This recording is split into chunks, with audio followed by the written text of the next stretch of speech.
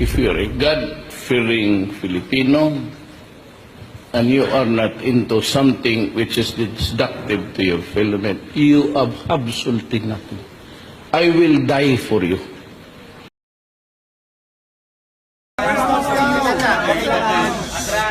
Carlo, nandito sa Senator, hindi nga sa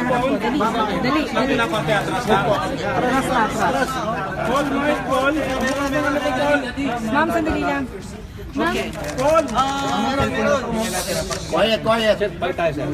Napilitan po ako umalis agad sa bahay. Dahil nga po, nabalitaan ko na on the way na daw po. okay na. Ongoing. Ay labag po ito sa unang naging arrangement na dapat nga po na Si Senator De Lima nasa harapan namin. yung unang arrangement po ay sa bahay muna ako magdamag to be with my family at babalik na lang dapat ako dito bukas na umaga. Opo. Yun po ang alam kong naging kasunduan. Tapos bigla daw pong binago, kaya nabalitaan na lang namin na on the way na yung arresting team sa bahay. So madalian naman po ako, mabilisan naman po ako na pumunta dito, bumalik dito, nagbihis kaagad ako at pumunta ako dito dahil ayaw ko po talaga na arestuhin nila ako sa bahay. Dahil nandun po yung family ko, I don't want them to see me being arrested. Okay. Kaya dito po ako. So dito po ako maghihintay sa kanila. Pero sana po huwag nilang pilitin na arestuhin kaagad ako ngayon pagdating nila dito. Hindi pwede, dapat po maghintay lang sila sa labas. Hindi po nila pwedeng pilitin and then they will serve the warrant on me while I'm here in the office and I'm not yet ready to face them. Kasi ang ano ko naman talaga sana nga bukas na umaga kasi yun naman talaga ang una na pinakiusap namin sa kanila. What is the difference between tonight and tomorrow morning? Masyado naman pong unusual, although hindi naman illegal, masyado naman unusual and to me unjust kung pipilitin nila ngayong gabi ang pag-aresto sa akin. Anyway, hindi naman nga ako tatakas. Ready naman akong arestuhin. Pero wag lang sana ngayong gabi.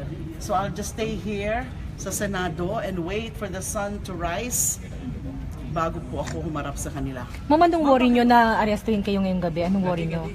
Alam nyo, kasi mas delikado ang gabi. Diba? And then konti naman sana ang respeto. Ma'am, ba't po kayo minamadali? Hindi ko po alam. Ma'am, akala ko may usapan na tomorrow 8 ng umaga. Yun na Bakit nga po? po. Hindi ko nga po maintindihan yun. May arrangement na ho sa kanila na ganun nga ho. Dahil hindi naman talaga ako aalis, hindi naman ako tatakas, hindi naman ako tatago, hindi naman ako iiwas. Kaya kampante rin nga ako na I'll be staying overnight sa bahay. Bigla hong nagbago, decision daw ho ata ni General De La Rosa. Pero ma'am, sino yung kausap niyo, ma'am? Tanong dito ko sino yung kausap ni Senator De As a Lima. matter of fact, hindi na nga po ako naabutan ng mga anak ko. My eldest son who's staying with his father, my special child, Israel, 33 years old, was just on his way. Na-traffic kasi sa EDSA. So hindi na niya ako naabutan.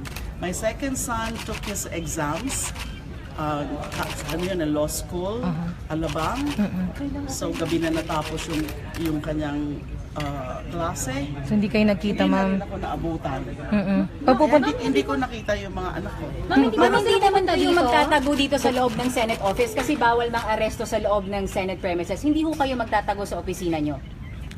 Nandito lang ako, ba't ako magtatago? I mean, hindi ako nagtatago.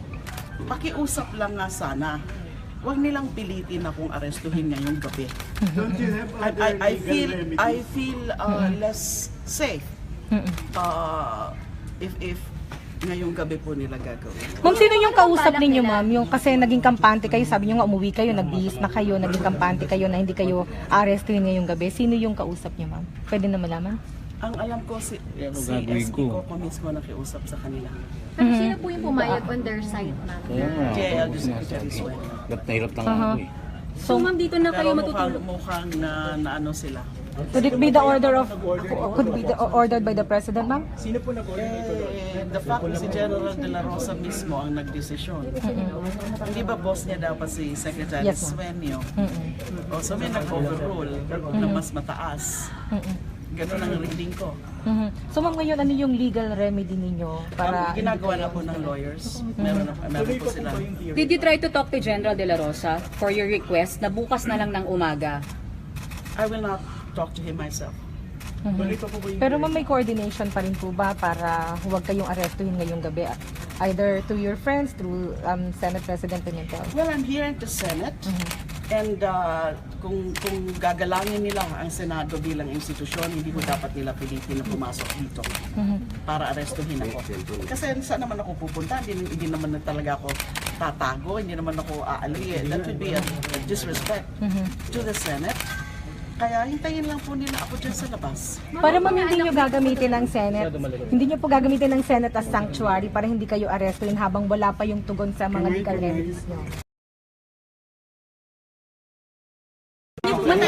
Paparito na lang, ma'am. Baka daw, baka. Senator. The last question Senator De Lima answered was if her sons will visit her here in she said they might probably do.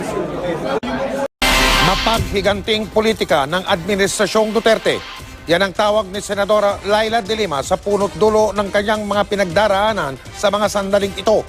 Kailan nga ba unang lumutang ang pangalan ng Senadora kaugnay ng kalakalan sa illegal na droga? Magbalik tanaw tayo sa pagtutok ni Sandra Aguinaldo.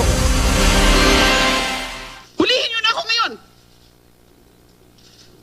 Kung yan naman talaga gusto nyo, ikulong nyo na ako ngayon! Ang hamong ito ni Senadora Laila de Lima noong Setyembre, magkakatotoo na sa arrest warrant na inilabas ngayong araw ng korte sa kasong paglabag sa RA 9165 o ang Comprehensive Dangerous Drugs Act. Pero paano nga ba umabot sa ganito ang kwento ni Senadora de Lima? August 2016, mismong si Pangulong Duterte ang unang nag-akusa sa harap ng publiko tungkol kay De Lima. Tumanggap daw ng campaign funds mula sa droga sa pamamagitan ng kanyang driver-lover na si Ronnie Dayan. I will have to destroy her in public. You want to know the name? De Lima. May inilabas pang drug matrix si Duterte kung saan nakasaad na si De Lima ang nakikinabang sa umano'y bilibid drug trade. Hoy, De Lima, kinig ka. De Lima, you are finished. Ang drug matrix na yan, nag-imit siya ng pagdinig ng kamera kaugnay sa umano'y bilibid drug trade. Si De Lima rin ang nadiin dito sa mga testimonya ni na J.B. Sebastian, Herbert Colango at iba pa. Lahat sila kumubra raw ng pera mula sa droga sa bilibid para umano sa kampanya ni De Lima para maging senadora. Hanggang sa madakip si Dayan at iniharap sa pagdinig ng kamera para usisain sa kanya nalalaman sa kaugnayan umano ni De Lima sa bilibid. Pati ang relasyon ni na De Lima at Dayan naungkat. Palakas ng palakas, mag-intensity 5. Kailan kayo nag-climax intensity 5? Anong year? Pati nga ang sex video umano ni na De Lima at Dayan, balak pang ipalabas sa pagdinig ng kamera pero hindi ito natuloy.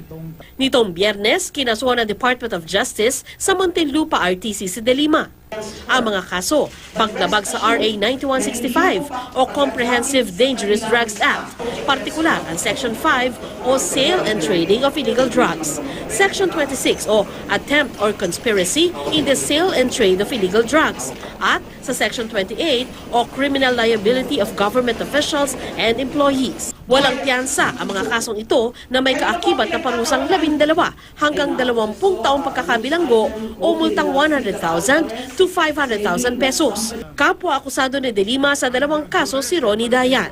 Bago pa man siya kasuhan, sinabi na ni De Lima na minamadali na raw ng DOJ ang resolusyon sa mga kaso laban sa kanya. Giit ng senadora, ang pinagdadaanan niya ay bahagi raw ng mapaghiganting politika sa ilalim ng Administrasyon Duterte.